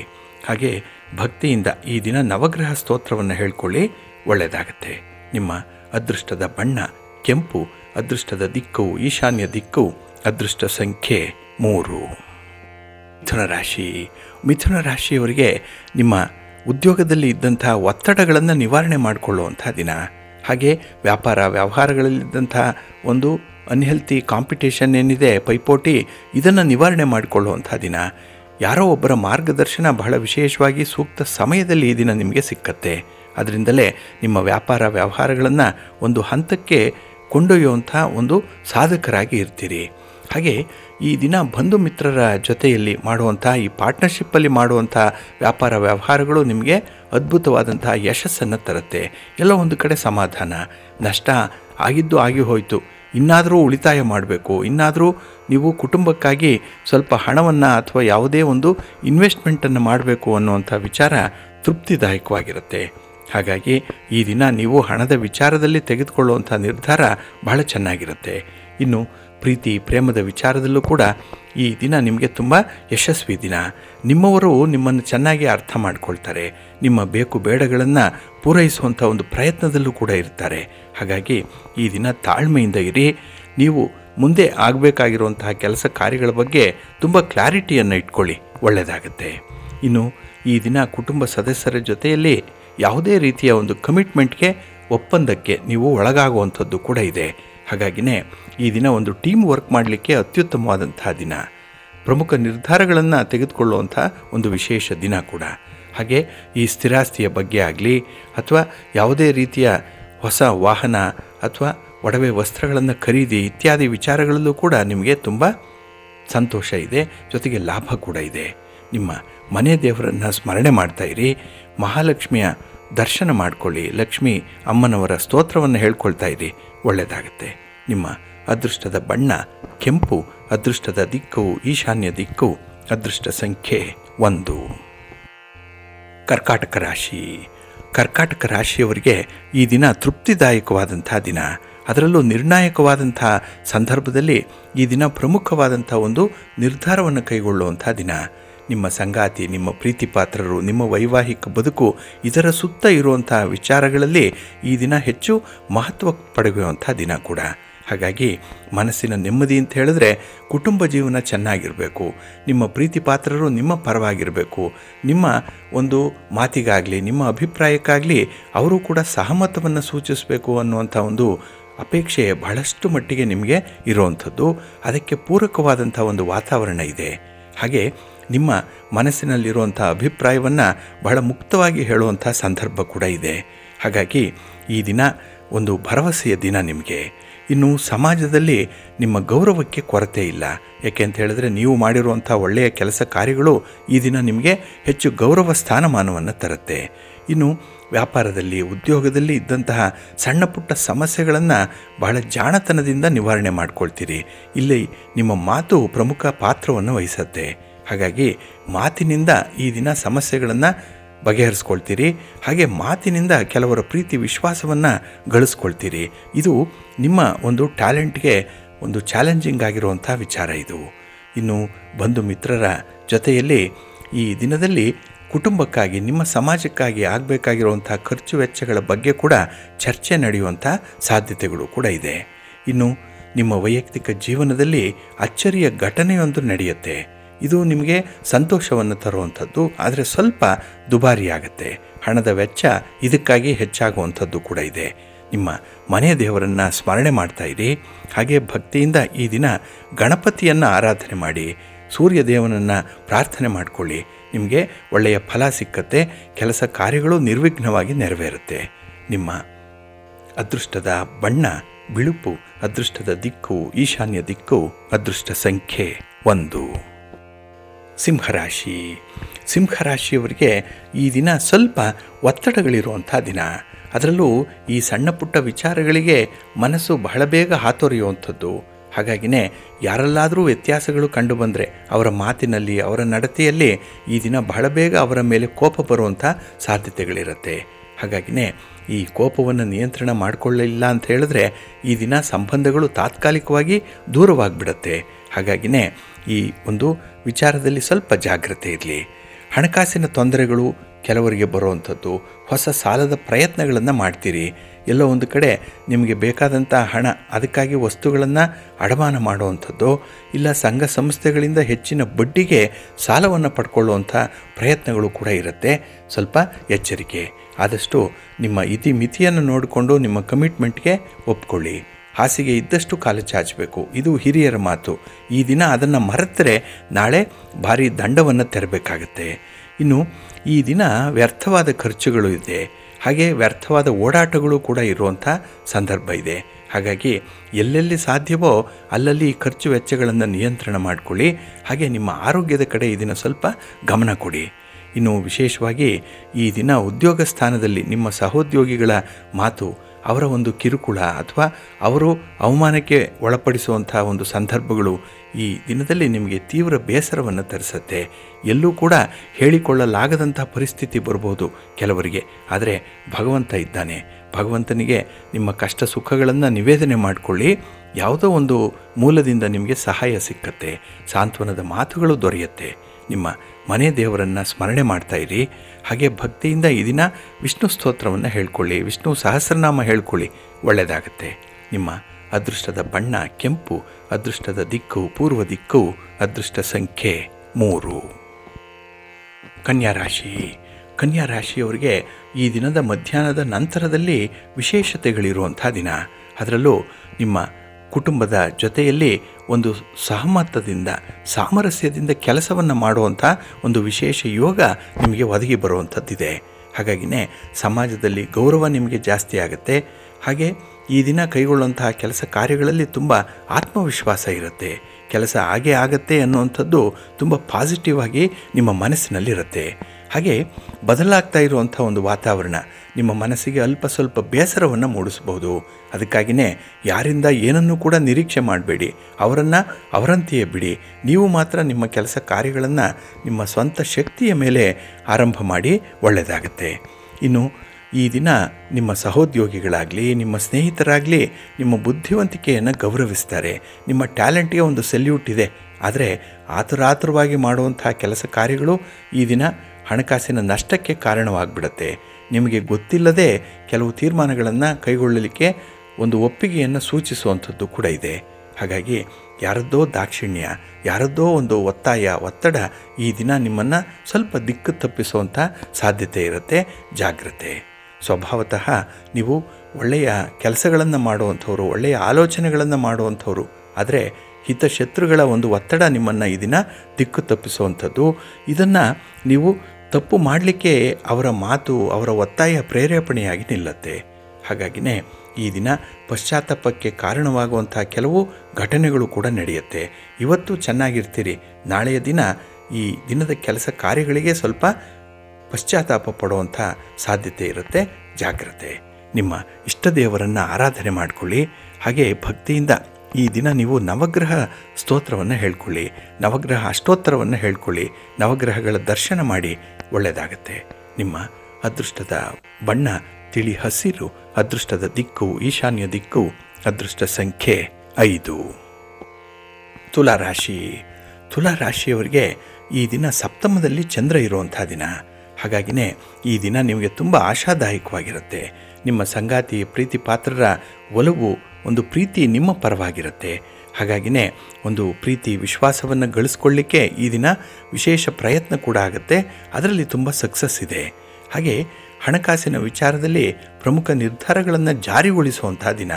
ಹಿಂದೆ ತೆಗೆದುಕೊಂಡಂಥ ತೀರ್ಮಾನಗಳೇನಿದೆ ಅದಕ್ಕೆ ಬದ್ಧರಾಗಿರ್ತೀರಿ, ಕೊಟ್ಟ ಮಾತನ್ನು ಉಳಿಸ್ಕೊಳ್ತೀರಿ, ಆಡಿದ ಮಾತಿನಂತೆ ನಡೀತೀರಿ.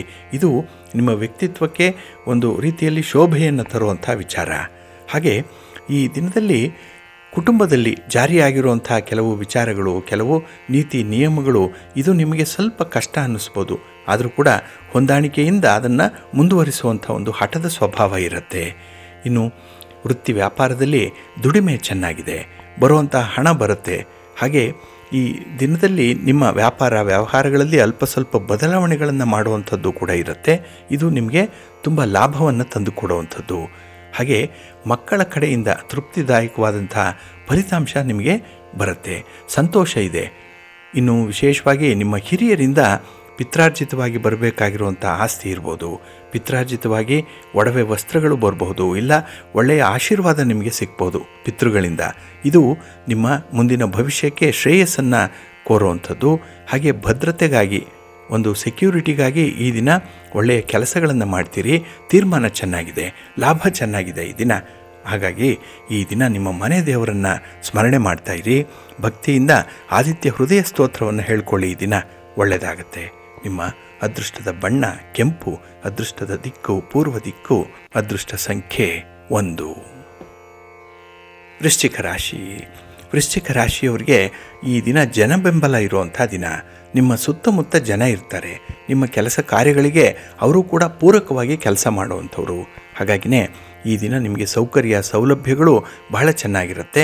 ಹಾಗೆ ನಿಮಗೆ ಯಾರು ಕಾಟವನ್ನು ಕೊಡ್ತಾಯಿದ್ರು, ತೊಂದರೆಯನ್ನು ಕೊಡ್ತಾಯಿದ್ರು, ಅಂತಹ ಶತ್ರುಗಳೇನಿದೆ ಅವರು ದೂರ ಆಗುವಂಥ ಸಾಧ್ಯತೆ ಕೂಡ ಇದೆ. ಹಾಗಾಗಿನೇ ಕೆಲಸ ಕಾರ್ಯಗಳನ್ನು ಬಹಳ ನಿರಾಳವಾಗಿ ಮಾಡ್ತೀರಿ.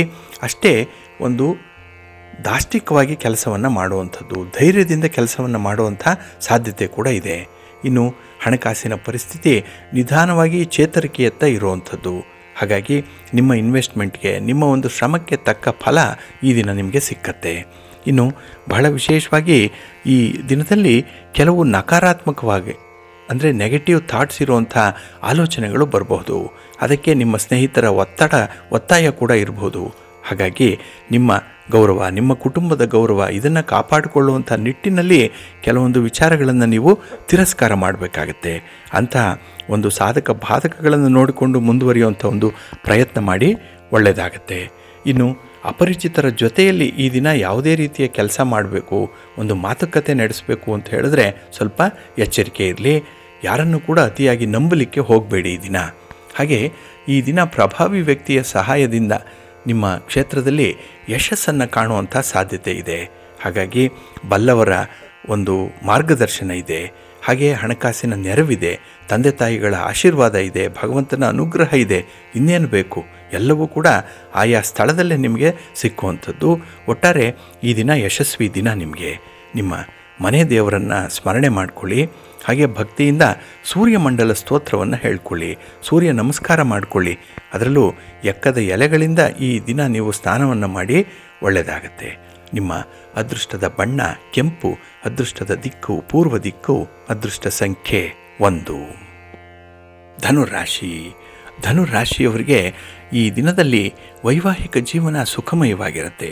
ಇನ್ನು ವಿವಾಹ ಆಗಬೇಕಾಗಿರುವಂಥ ಪ್ರೇಮಿಗಳಿಗೆ ನಿಮ್ಮ ಕಷ್ಟ ಸುಖಗಳನ್ನು ಹೇಳಿಕೊಳ್ಳಿಕ್ಕೆ ಒಳ್ಳೆಯ ವ್ಯಕ್ತಿಯ ಸಹಕಾರ ನಿಮಗೆ ಸಿಕ್ಕತ್ತೆ. ಇನ್ನು ಈ ದಿನದಲ್ಲಿ ನಿಮ್ಮ ಮಕ್ಕಳ ಸಲುವಾಗಿ ಕೆಲವೊಂದು ವಿಚಾರಗಳಲ್ಲಿ ಮನಸ್ಸನ್ನು ಕೆಡಿಸ್ಕೊಳ್ಳುವಂಥದ್ದು ಇದೆ, ಅತಿಯಾದ ಚಿಂತನೆ ಮಾಡುವಂಥದ್ದು ಇದೆ. ಹಾಗಾಗಿನೇ ಈ ದಿನ ಕೆಲವು ವಿಚಾರಗಳಲ್ಲಿ ಮಿಶ್ರ ಫಲಗಳು ಸಿಕ್ಕುವಂಥದ್ದಿದೆ. ಆದರೆ ಆರೋಗ್ಯದ ಕಡೆ ನೀವು ಸಂಪೂರ್ಣವಾಗಿ ಗಮನ ಕೊಡಬೇಕಾಗತ್ತೆ. ಇನ್ನು ಈ ದಿನ ನಿಮ್ಮ ಸಂಗಾತಿಯ ಬೆಂಬಲ ಬಹಳ ಚೆನ್ನಾಗಿದೆ, ಒಳ್ಳೆಯ ಸಪೋರ್ಟ್ ಅನ್ನುವಂಥದ್ದು ಸಿಕ್ಕತ್ತೆ, ಫ್ಯಾಮಿಲಿ ಸಪೋರ್ಟ್ ಇದೆ.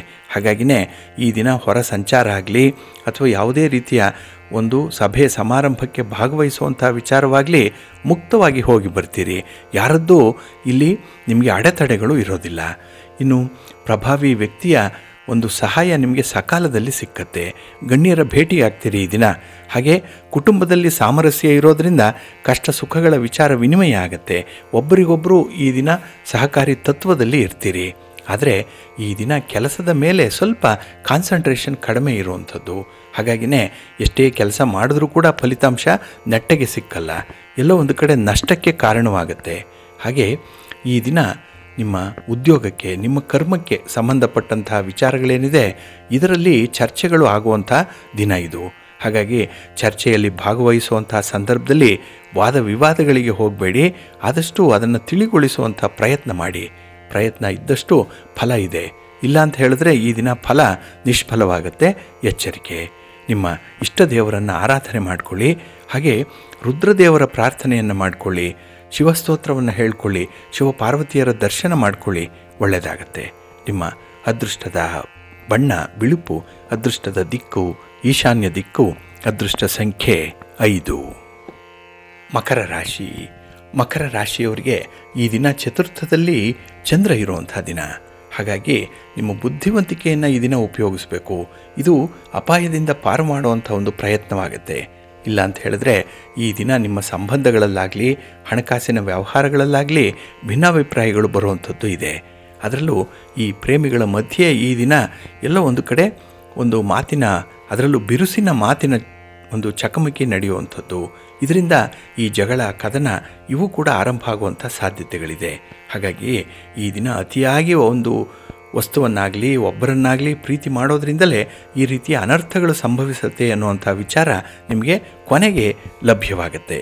ಹಾಗಾಗಿ ಈ ದಿನ ತುಂಬ ಪ್ರಾಕ್ಟಿಕಲ್ ಆಗಿರುವಂಥ ದಿನ ನಿಮಗೆ. ಇನ್ನು ಈ ದಿನ ಬೇಜವಾಬ್ದಾರಿತನದಿಂದ ತೊಂದರೆಗಳನ್ನು ನೀವೇ ಆಹ್ವಾನ ಮಾಡಿಕೊಳ್ಳುವಂಥದ್ದು ಇರುತ್ತೆ. ಹಾಗಾಗಿ ಕೆಲವು ಕೆಲಸ ಕಾರ್ಯಗಳನ್ನು ಆಯಾ ಕಾಲಘಟ್ಟದಲ್ಲಿ ಮುಗಿಸ್ಬೇಕು. ನೀವು ಪೋಸ್ಟ್ಪೋನ್ ಮಾಡ್ತಾ ಬಂದಿದ್ದೀರಿ, ಈ ದಿನ ಅಂತಹ ಕೆಲಸಗಳ ಒತ್ತಡ ಜಾಸ್ತಿ ಇರುತ್ತೆ. ಇನ್ನು ಬಹಳ ವಿಶೇಷ ಅಂತ ಹೇಳಿದ್ರೆ ಈ ದಿನ ಸಹೋದ್ಯೋಗಿಗಳ ಮಧ್ಯೆ ಬೇಡದ ವ್ಯಕ್ತಿ ಆಗಿರ್ತೀರಿ. ಏಕೆ ಅಂತ ಹೇಳಿದ್ರೆ ಇಲ್ಲಿಯವರೆಗೆ ನೀವು ಬೇಕು, ಆದರೆ ಕೆಲವು ಕೆಲಸಗಳಿಗೆ ನೀವು ಬೇಡ, ನಿಮ್ಮನ್ನು ನೆಗ್ಲೆಕ್ಟ್ ಮಾಡುವಂಥದ್ದು, ಹಾಗೆ ನಿಮ್ಮ ಒಂದು ಸಲಹೆ ಒಂದು ಸಹಕಾರ ಏನಿದೆ ಅದನ್ನು ಬಹಳ ನಯ ವಿನಯವಾಗಿ ತಿರಸ್ಕರಿಸುವಂಥ ಸ್ನೇಹಿತರಿದ್ದಾರೆ. ಇವರು ಹಿತಶತ್ರುಗಳಿದ್ದ ಹಾಗೆ, ಅವರ ಬಗ್ಗೆ ಕೂಡ ಈ ದಿನ ನೀವು ಸ್ವಲ್ಪ ಗಮನ ಕೊಡಬೇಕಾಗತ್ತೆ. ಹಾಗೆ ಈ ದಿನ ಜಾತಿಗೆ ಜಾತಿ ವೈರಿ, ನೀರಿಗೆ ಪಾಚಿ ವೈರಿ ಅಂತ ಹೇಳ್ತಾರೆ. ಹಾಗಾಗಿ ನಿಮ್ಮವರಿಂದಲೇ ನಿಮಗೆ ದುಃಖಗಳು ಉಂಟಾಗುವಂಥದ್ದು ಇರುತ್ತೆ. ಹಾಗೆ ಈ ದಿನ ನಿಮ್ಮನ್ನು ನೀವು ನಿಭಾಯಿಸ್ಕೊಳ್ಬೇಕು ಅಂತ ಹೇಳಿದ್ರೆ ಒಂದು ಯೋಗ ಧ್ಯಾನವನ್ನು ಮಾಡಬೇಕು, ಪ್ರಾಣಾಯಾಮವನ್ನು ಮಾಡಬೇಕು. ಹಾಗೆ ಈ ದಿನ ನಿಮ್ಮ ಇಷ್ಟ ದೇವರನ್ನು ಆರಾಧನೆ ಮಾಡಿಕೊಳ್ಳಿ. ಇನ್ನು ವಿಶೇಷವಾಗಿ ಶ್ರೀರಾಮ ರಕ್ಷಾ ಸ್ತೋತ್ರವನ್ನು ಹೇಳ್ಕೊಳ್ಳಿ, ಒಳ್ಳೆಯದಾಗತ್ತೆ. ನಿಮ್ಮ ಅದೃಷ್ಟದ ಬಣ್ಣ ತಿಳಿ ನೀಲಿ, ಅದೃಷ್ಟದ ದಿಕ್ಕು ಈಶಾನ್ಯ ದಿಕ್ಕು, ಅದೃಷ್ಟ ಸಂಖ್ಯೆ 2. ಕುಂಭರಾಶಿ. ಕುಂಭರಾಶಿಯವರಿಗೆ ಈ ದಿನ ತುಂಬ ಉತ್ಸಾಹ ಇರುವಂಥ ದಿನ, ಅದರಲ್ಲೂ ಕೀರ್ತಿ ಸ್ಥಾನದಲ್ಲಿ ಚಂದ್ರ ಇರುವಂಥ ದಿನ. ಹಾಗಾಗಿ ಈ ದಿನ ಕೈಗೊಂಡಂಥ ಕೆಲಸ ಕಾರ್ಯಗಳಲ್ಲಿ ಯಾವುದೇ ರೀತಿಯ ಸಮಸ್ಯೆಗಳಿಲ್ಲ, ಅಡೆತಡೆಗಳಿಲ್ಲ, ಆರಂಭಿಕವಾದಂತಹ ಹಿಕ್ಕಪ್ಸ್ ಅನ್ನುವಂಥದ್ದು ಇಲ್ಲ, ಸ್ಟಾರ್ಟಿಂಗ್ ಟ್ರಬಲ್ ಇಲ್ಲವೇ ಇಲ್ಲ ಈ ದಿನದಲ್ಲಿ. ಹಾಗಾಗಿ ಸಮಯಕ್ಕೆ ಸರಿಯಾಗಿ ಕೆಲಸಗಳನ್ನು ಪೂರ್ಣಗೊಳಿಸುವಂಥ ಒಂದು ವಿಶೇಷವಾದಂಥ ಶಕ್ತಿ ನಿಮ್ಮಲ್ಲಿದೆ. ಹಾಗೆ ನಿಮ್ಮ ಶಕ್ತಿಗೆ, ನಿಮ್ಮ ಯುಕ್ತಿಗೆ ಈ ದಿನ ಪೂರಕವಾದಂಥ ಬೆಂಬಲ ಸಿಕ್ಕುವಂಥದ್ದು ಇದೆ. ಇನ್ನು ಈ ದಿನ ವಿಶೇಷವಾಗಿ ಮಾಡಿರುವಂಥ ಕೆಲಸ ಕಾರ್ಯಗಳಲ್ಲಿ ಹೆಚ್ಚು ಫಲವನ್ನು ಅನುಭವಿಸುವಂಥ ದಿನ. ಇನ್ನು ಕೆಲವರು ತೀರ್ಮಾನ ತೆಗೆದುಕೊಳ್ಳುವಂಥ ಸಂದರ್ಭದಲ್ಲಿ ಎಡವಟ್ಟು ಮಾಡಿಕೊಂಡಿದ್ದೀರಿ, ಅದನ್ನು ಸರಿಪಡಿಸಿಕೊಳ್ಳುವಂಥ ಪ್ರಯತ್ನ ಕೂಡ ಈ ದಿನ ಆಗುತ್ತೆ. ಹಾಗಾಗಿ ಈ ಬ್ಯಾಂಕಿಂಗ್ ವ್ಯವಹಾರಗಳಾಗಲಿ ಹಣಕಾಸಿನ ಚಟುವಟಿಕೆಗಳಾಗಲಿ ಈ ದಿನ ಸ್ವಲ್ಪ ಸಮಯವನ್ನು ತೆಗೆದುಕೊಳ್ಳುವಂಥದ್ದು ಇದೆ. ಹಾಗೆ ಈ ದಿನ ಇನ್ನೊಬ್ಬರ ತಪ್ಪನ್ನು ಹುಡುಕುವಂಥ ಒಂದು ಪ್ರಯತ್ನವನ್ನು ಮಾಡಬೇಡಿ. ಏಕೆಂದರೆ ನಿಮ್ಮ ಬೆನ್ನು ನಿಮಗೆ ಕಾಣಿಸಲ್ಲ, ನೀವು ಮಾಡಿರುವಂಥ ತಪ್ಪುಗಳು ಅವರಿಗೆ ಗೋಚರಿಸಲ್ಲ ಅನ್ನುವಂಥ ಒಂದು ವಿಚಾರ ಇದೆ. ಇದು ಮನಸ್ಸಿನಲ್ಲಿ ಸ್ವಲ್ಪ ದ್ವಂದ್ವತೆಯನ್ನು ತರುವಂಥ ವಿಚಾರ. ಹಾಗಾಗಿ ಸ್ವಲ್ಪ ಎಚ್ಚರಿಕೆ ಇರಲಿ. ಇನ್ನು ಈ ದಿನ ಕೆಲವರು ಹೊಗಳಬೇಕು, ನಿಮ್ಮ ಪ್ರೀತಿ ಪಾತ್ರರು ನಿಮ್ಮನ್ನು ಓಲೈಸಬೇಕು, ನಿಮ್ಮ ಒಂದು ಪ್ರೀತಿ ವಿಶ್ವಾಸವನ್ನು ಗಳಿಸ್ಕೊಳ್ಬೇಕು ಅಂತ ಹೇಳಿ ಅವರು ಖರ್ಚು ಮಾಡ್ತಾರೆ, ನೀವು ಪ್ರತಿಯಾಗಿ ಖರ್ಚು ಮಾಡುವಂಥ ಸಾಧ್ಯತೆಗಳಿರುತ್ತೆ. ಹಾಗಾಗಿ ಈ ಖರ್ಚು ವೆಚ್ಚಗಳ ಬಗ್ಗೆ ಸ್ವಲ್ಪ ಲೆಕ್ಕಾಚಾರ ಇರಲಿ, ಒಂದು ಮಿತಿಯಲ್ಲಿ ಮಾಡಿ, ಒಳ್ಳೆಯದಾಗತ್ತೆ. ಮಹಾಲಕ್ಷ್ಮಿಯ ದರ್ಶನ ಮಾಡಿ, ಮಹಾವಿಷ್ಣುವ ಸ್ತೋತ್ರವನ್ನು ಹೇಳ್ಕೊಳ್ಳಿ, ಒಳ್ಳೆಯದಾಗತ್ತೆ. ನಿಮ್ಮ ಅದೃಷ್ಟದ ಬಣ್ಣ ಕೇಸರಿ, ಅದೃಷ್ಟದ ದಿಕ್ಕು ಈಶಾನ್ಯ ದಿಕ್ಕು, ಅದೃಷ್ಟ ಸಂಖ್ಯೆ 1. ಮೀನರಾಶಿ. ಮೀನರಾಶಿಯವರಿಗೆ ಈ ದಿನ ವಾಕ್ಸ್ಥಾನದಲ್ಲಿ ಚಂದ್ರ ಇರುವಂಥ ದಿನ. ಹಾಗಾಗಿನೇ ಈ ದಿನ ಮಾತಿನಲ್ಲಿ ಕೆಲವೊಂದು ವಿಶೇಷ ಅರ್ಥಗಳಿದೆ, ಆದರೆ ಆ ಅರ್ಥಗಳನ್ನು ಪೂರೈಸುವಂಥ ಪ್ರಯತ್ನ ಈ ದಿನ ನಿಮಗೆ ವಿಫಲತೆಯನ್ನು ತರುತ್ತೆ. ಅಷ್ಟೊಂದು ಸಮರ್ಪಕವಾಗಿ ಕೆಲಸಗಳನ್ನು ನಿರ್ವಹಣೆ ಮಾಡಲಿಕ್ಕೆ ಸಾಧ್ಯ ಆಗಲ್ಲ. ಇನ್ನು ಈ ದಿನದಲ್ಲಿ ಸಹೋದರರಿಂದ ಕೆಲವೊಂದು ವಿಚಾರಗಳಲ್ಲಿ ಸ್ವಲ್ಪ ಅಡೆತಡೆಗಳು ಬರುವಂಥದ್ದು, ಏನೋ ಒಂದು ಮನಸ್ತಾಪ, ಏನೋ ಒಂದು ಮುಂದಾಲೋಚನೆ ಇಲ್ಲದೇ ಕೈಗೊಳ್ಳುವಂಥ ತೀರ್ಮಾನ, ಇದೆಲ್ಲವೂ ಕೂಡ ಈ ದಿನ ಸ್ವಲ್ಪ ಗೋಜಲಾಗಿರುವಂಥ ಜೀವನವಾಗಿರುತ್ತೆ. ಹಾಗೆ ಈ ದಿನ ನಿಮ್ಮ ಸ್ನೇಹಿತರ ಬೇಡಿಕೆಗಳನ್ನಾಗಲಿ ನಿಮ್ಮ ಪ್ರೀತಿ ಪಾತ್ರರ ಬೇಡಿಕೆಗಳನ್ನಾಗಲಿ ಬಹಳ ಚಾಕಚಕ್ಯತೆಯಿಂದ ನೀವು ಪರಿಹಾರ ಮಾಡಬೇಕಾಗತ್ತೆ. ಹಾಗಾಗಿನೇ ಈ ದಿನ ಮೇಲ್ನೋಟಕ್ಕೆ ಯಾವುದೇ ಒಂದು ವಿಚಾರ ಸರಿ ಅನಿಸಿದ್ರೂ ಕೂಡ ಅದರ ಆಂತರ್ಯವನ್ನು ನೋಡಬೇಕು, ಸಾಧಕ ಬಾಧಕಗಳನ್ನು ತೂಗಿ ನೋಡೇ ನೀವು ಒಂದು ತೀರ್ಮಾನವನ್ನು ಕೈಗೊಳ್ಳಬೇಕಾಗತ್ತೆ. ಹಾಗೆ ಈ ದಿನದಲ್ಲಿ ದೈವಿಕ ಸೇವಾ ಕಾರ್ಯಕ್ರಮದಲ್ಲಿ ಭಾಗವಹಿಸುವಂಥ ಸಾಧ್ಯತೆಗಳಿದೆ. ಭಗವಂತನ ಆರಾಧನೆ ಮಾಡ್ತೀರಿ, ಪೂಜೆ ಮಾಡ್ತೀರಿ, ದರ್ಶನ ಮಾಡ್ತೀರಿ, ಆದರೂ ಕೂಡ ಮನಸ್ಸಿಗೆ ಒಂದು ತೃಪ್ತಿ ಅನ್ನುವಂಥದ್ದು ಇಲ್ಲ. ಎಲ್ಲೋ ಒಂದು ಕಡೆ ಮಾನಸಿಕ ಅಶಾಂತಿ ಇರುವಂಥದ್ದು. ಹಾಗಾಗಿ ಈ ದಿನ ಈ ಕೆಲಸ ಕಾರ್ಯಗಳೇನಿದೆ ಅದನ್ನು ರಹಸ್ಯವಾಗಿ ಮಾಡಬೇಡಿ. 4 ಜನರಿಗೆ ತಿಳಿಯುವಂಥ ಕೆಲಸಗಳನ್ನು ಮಾಡಿ. ಇನ್ನು ಯಾವುದೇ ರೀತಿಯ ತೀರ್ಮಾನಗಳನ್ನು ಏಕಾಏಕಿ ತೆಗೆದುಕೊಳ್ಳಿಕ್ಕೆ ಹೋಗಬೇಡಿ. ಅಷ್ಟೊಂದು ಒಳ್ಳೆಯ ಅನುಕೂಲಗಳು ಸಿಕ್ಕಲ್ಲ. ಜೊತೆಗೆ ಈ ದಿನ ನಿಮ್ಮ ಮನೆ ದೇವರನ್ನು ಸ್ಮರಣೆ ಮಾಡ್ತಾಯಿರಿ. ಭಕ್ತಿಯಿಂದ ಈ ದಿನ ನೀವು ಲಕ್ಷ್ಮೀ ಸಹಸ್ರನಾಮ ಸ್ತೋತ್ರವನ್ನು ಹೇಳ್ಕೊಳ್ಳಿ, ಒಳ್ಳೆಯದಾಗತ್ತೆ. ಮಹಾವಿಷ್ಣುವಿನ ದರ್ಶನ ಮಾಡ್ಕೊಳ್ಳಿ, ಒಳ್ಳೆಯ ಫಲ ನಿಮಗೆ ಸಿಕ್ಕತ್ತೆ. ನಿಮ್ಮ ಅದೃಷ್ಟದ ಬಣ್ಣ ಬಿಳುಪು, ಅದೃಷ್ಟದ ದಿಕ್ಕು ಈಶಾನ್ಯ ದಿಕ್ಕು, ಅದೃಷ್ಟ ಸಂಖ್ಯೆ 2.